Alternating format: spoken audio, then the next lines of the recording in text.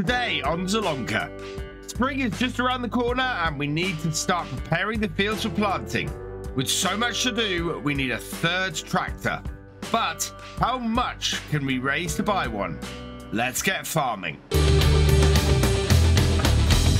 Hello and welcome along and welcome back to Zielonka. Yeah, we are getting deep into preparing our fields now for the next set of crops. The first crop we're going to have to do is potatoes, so I want to crack on with those, and the planting for those doesn't really start until next month, but of course we need to get the fields ready now, and we're going to do a little bit of a test with the potatoes. We know that we don't need to actually do the ridges for them. We can just get their ridger working straight on. I think we might be able to avoid having to do anything with weeds if we go and ridge straight away. Now, I've worked out my crop rotation for the farm as well, based on what we've already planted here over the last couple of years. We're going to go potatoes to red beets to parsnips to carrots back to potatoes. So that means the carrot field from last year, which is actually our biggest field, that is now going to be turned into potatoes this year. And as the potato window is, planting window is only 2 months long, we do need to prepare that today. So let's get a hired worker going on this job here. And away that goes. And yeah, we're going to have to... Well, we're going to have to get this this subsoiled, followed by rock picked, and then we're going to have to ridge it and plant it. We might get away without ridging it with the potatoes, but as I said, I think we're going to have to deal with weeds if we do that. Now, my second job today, that is going to be in this tractor. What we need to do is raise some funds. So I'm very quickly going to go and load a whole load of triple soup onto this, well, onto the trailer. I had been considering sort of direct selling stuff, but we're after the most amount of money we can, and as the soup price has dropped, it would be really helpful to us right now to get the most money we can from this. And looking at the current price of triple soup, it is dropping, but it is at a high price at the moment. In fact, if we sell all 24,000 litres we've got, we should get 62,777 for it. On top of that, we should get some environmental score as well, because of course direct selling, we don't seem to be getting that either. So I want to sort of maximize this and see what we can get. We do have a tractor which I'll reveal later on that we're aiming to buy today, and we're gonna have to raise a fair amount of money to do it. Oh geez, that connected up badly. Let's try that again. If it connects up to the tractor rather than our actual forks here, it causes that issue. But we look to be pretty good, so let's get this down to the soup factory. I'm not going to show the whole thing of loading everything up. We'll just head down there, get things loaded up, and go and see how much we can sell it all for. I had originally planned to actually move forward to March, but seeing how much we have to get done before we can plant potatoes, it really made me rethink that. It was a case of there's just not enough time to get all of that done. Oh no, let's the right bit of kit. There we go, that's disconnected. We can now come around, unfold this, and yeah, I'll get this all loaded up. I think we're all right. I don't think we're going to need a front weight. If we do, I'll have to go and buy one, but for now, we're just going to load up this triple soup. Oh, before I start doing that though, we want to jump into here quickly, and I think we probably have enough headway now to start making some carrot soup as well. So we'll activate that, and that will start doing that. We need to keep a close eye, make sure that we don't end up running out of carrots, but we could really do with the extra money coming in. We've got 8,000, nearly 9,000 litres triple soup in there, and these are 2,000 litres each. So that's 18, 16,000 litres here. We should easily fit all this triple soup onto our trailer. So I'll get this all loaded up, and we'll head down to this train station to get it all unloaded and then delivered. One thing I do love about this forklift, this rear-mounted forklift on here, is just how high its reach is. It is perfect for doing these kind of jobs and getting nice and high on these trailers. This trailer is a little bit overloaded like this, and I'm not a great fan of doing this. I mean, you can see the trailers moving about as I try and put this on here, and if we're even slightly off to one side over the other, it does tend to be a little bit jarring, right? And I think, can we see this? No, it's not moving. We did have it moving last time this happened. So lift that up and then fold the whole thing. We should be all right with that in that position there. So let's get this all hooked back up, and then we can take it all down to the railway, get this all sold off that way. I think that's where this has got to go. It would be really nice if it was somewhere else, but no, it's Erlingrad. And wow, we have £83,000 worth now. That is absolutely fantastic. So we'll attach the trailer, and that is all in the right position and everything. Right, we can head off up to the railway and get this all sold. As I'm driving up the road here, the train is coming up alongside. It's gonna, yeah, go past and reach the other end before we do. Thankfully, it might not get too far ahead before I go to unload it. Final pallet onto the top of here. I'm gonna try and push these across slightly. Be able to, yeah, just nudge them onto there so they get a bit better position, and then lash them down, and hopefully the price is still good. Yeah, prices, I think the price is actually still going up. 2,530 for an 84,391. So yeah, let's get that sold and send that off. And while we're waiting for that to come in, we can take our tractor and trailer here and start heading back towards our farm.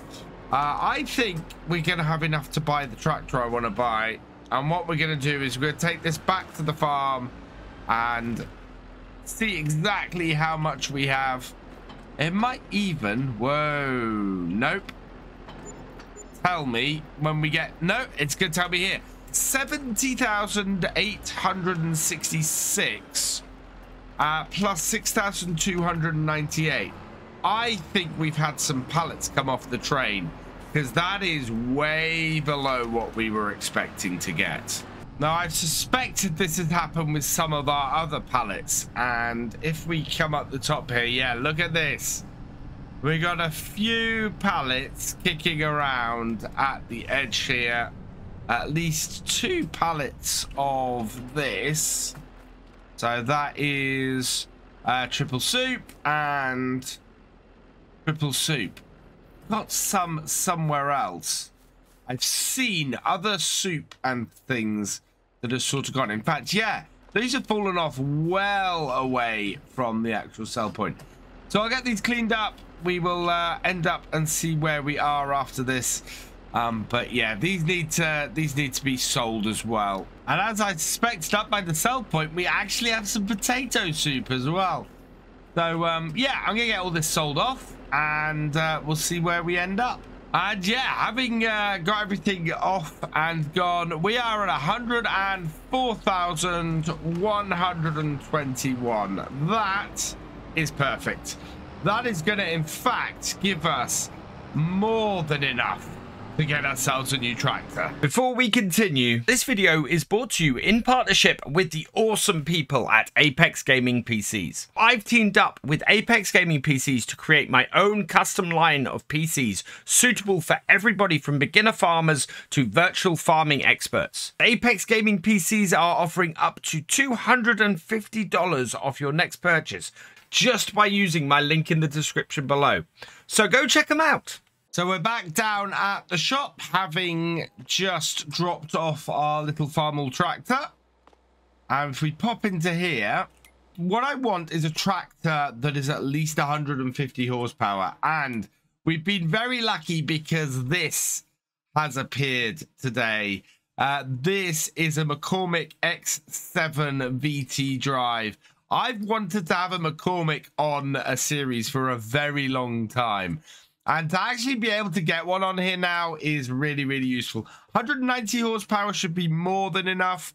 I want to put the Michelin tires on it. GPS would be really nice. It takes up to 98,000. I think we'll put GPS on later once we got the extra money. What I do want is to put it in the lovely dark red with the black wheels. I think that is a really gorgeous look for this tractor. Last thing we need to do, of course, is pick somebody from the producer level patrons to put on the number plate. Congratulations to Tazoslo. You have been selected at random from the producer level patrons, so I will put your name on the number plate for this tractor here. And actually, that's passed fairly well on the front and looks pretty good on the back. So we will buy that for 83,580. Yes. And there it is. Our brand new McCormick X7 620 tractor. Absolutely brilliant. So we'll jump in, start her up, take her back to the farm, and I think we might see if we can get the stone picker working with the other tractor and put this on the subsoiler and go and give it a spin. We've got still 3 more fields that need doing, so it should do us fairly well. Really nice tractor, this. As I said, I wanted to have this running on here for a while. And just the chance to get to use one.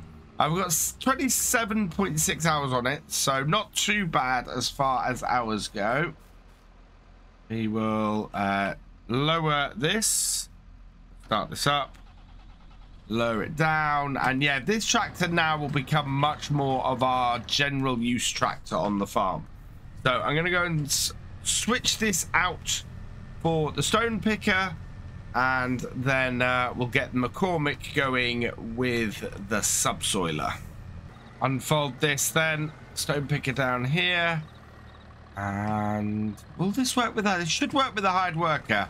I know in the past the hired worker has ended up getting sort of full and then still just keeps going. But we'll leave this to it and we'll head back over here. Grab the McCormick and get started on field 52. If we can get all of these fields subsoiled, that's going to be great. We'll be able to get a little bit ahead and be clearing stones and things while we're planting potatoes in here and getting all of that done. Lift this up. Turn ourselves around and into this field. Yeah, this is where actually having the GPS on here would have been a really good idea. But we'll try it without for now. And the trouble is, I really, really need the money to buy equipment for seeding potatoes and potato seed next time. So we've got quite a lot that we still need to buy. And so having GPS on this at the moment would be a bit of an expense I can't afford. However, I think we might be all right. I think we might be able to get GPS on here before too long. This tractor is handling this tool really, really well. And I'm not actually missing GPS that much.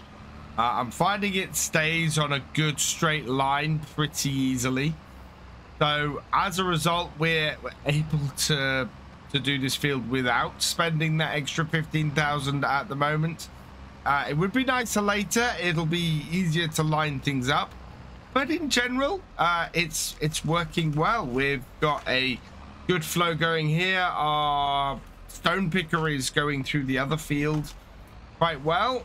And we should be in a position to be able to start planting potatoes next time, which will make me very happy, getting stuff in early. And then, of course, our vegetable planting doesn't start until the month after that.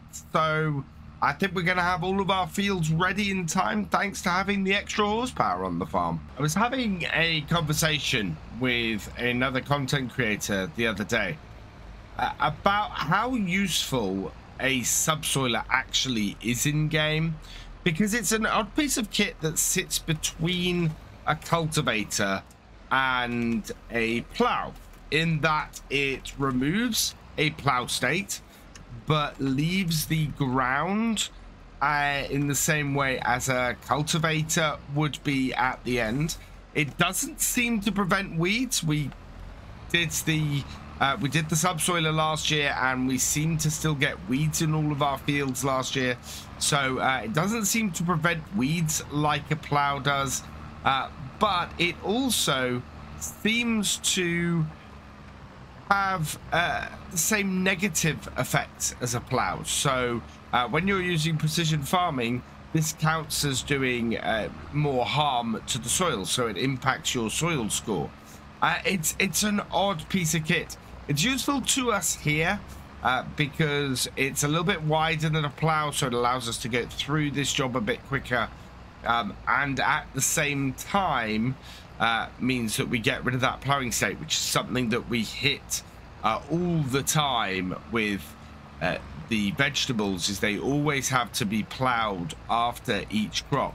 So it's useful to us from that point of view, but yeah, it would be nice if it prevented the weeds, because weeds are something that we have a problem with on here, and we don't seem to get that same issue when we definitely don't get that same issue from when we use a plow. And of course, as I pointed out after the last year, we don't seem to have the weeds stopped by the ridger either. One thing I didn't check about this tractor when I bought it was whether it needs any repairs doing, and yeah, it looks like it's about 50%, maybe just over. So when we get a little bit more money in, we're going to have to do some repairs to this and make sure that it is up to tip-top condition.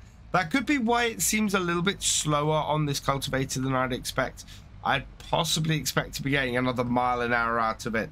But if it's losing some horsepower due to being in need of a little bit of repair, that would explain things. I do find myself wondering if this tractor is enough to run the ridger seeder combo. And looking in vegetable technology here, that would be 160 and that would be 50. So no, that's 210. So we would need an engine upgrade really to run those two on this tractor. I know several people have suggested that that's how I do the vegetable seeding, and I think it's a great idea, but as it appears here, we need a little bit more oomph to be able to do that. And to be honest, we might still run that whole setup with the Farmall and the other tractor, the Massey, because we can then have this concentrating on getting the next couple of fields prepared before we are ready to seed them. One thing I know I will be running with this tractor next year, though, is the potato harvester, or at least the picker, the lifter that we fill the trailer with. That is because this will easily handle that and it should be fine. We might put it on the main potato harvester as well, and then have the side harvester run with the Massey, which would be, I think, would work pretty well for us. We're looking to try and create 1 windrow out of 3 harvests, so there's some nice stuff that should come together from that, and hopefully we'll have enough money to do that by this year. All in all, I think having 3 tractors on here is going to allow us to do some of the things, or speed up some of the things that weren't quite so fast this year. And if that's the case, I think we're gonna end up out of this 3rd year on here having a much better start. We are currently sitting here in year 2, but as March rolls in, we will end up in year 3.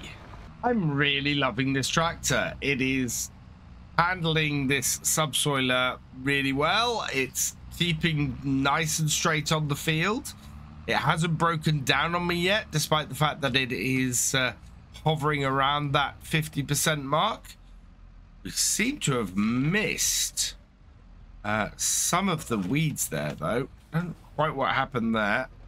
Maybe we sometimes have it, the subsoiler and things gets lifted out of the ground if the ground is too rough. So let's try that bit again, and yeah, we seem to be all right. So I think we're a little bit far over, to be honest. I think we need to kind of have the side of the side of the tractor touching the edge as we do on that corner there, and that then lines things up quite nicely.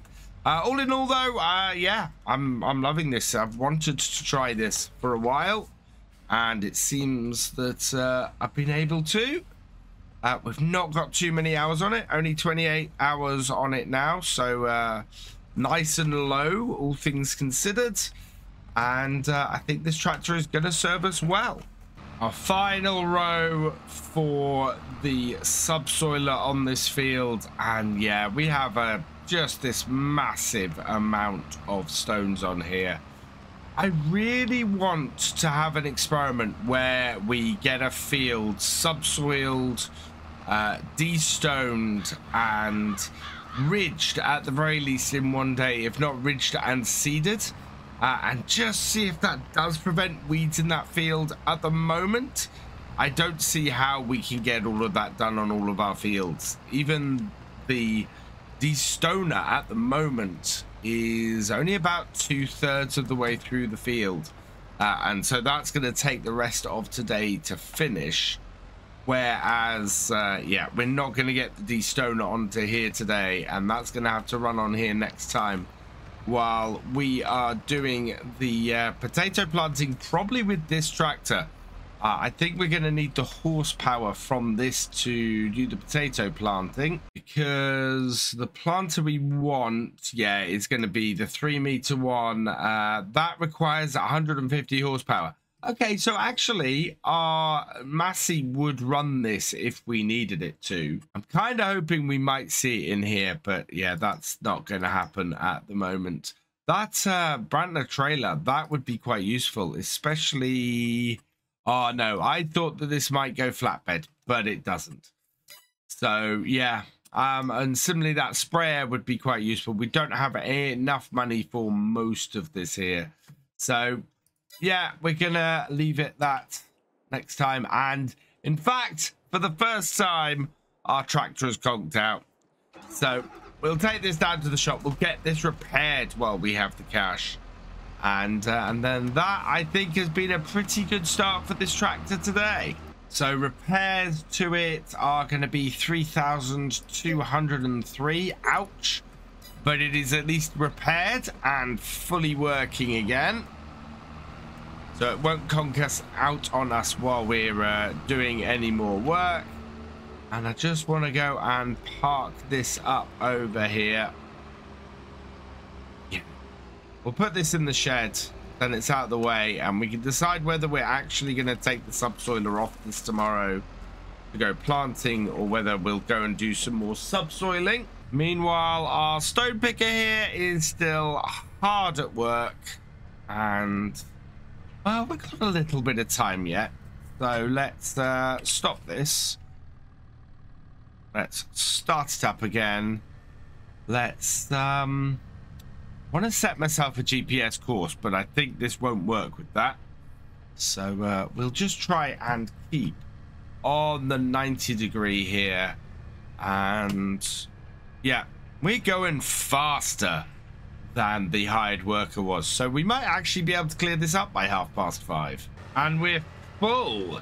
So yeah, last time we got full off this field, this being our biggest field, we had quite a lot of stones off here. I think what we're probably going to go and do is get these tipped and then finish up for the night. We've got plenty of time to get all of these fields done.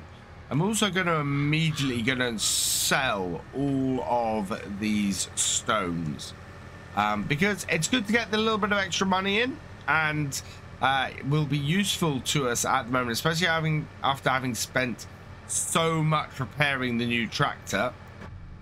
So as a result, I think this is probably a pretty good place to end for today. All that remains is for me to say thank you for watching. I hope you've enjoyed this video. Please leave a like, drop us a comment, and give it a share. Special thanks to all my patrons and channel members. Your support is invaluable in making these videos and helping the channel to grow. For more from Virtual Farmer, check out the links below, follow on Twitch to watch live, and for more videos, subscribe and ring that bell. I will see you next time. Goodbye.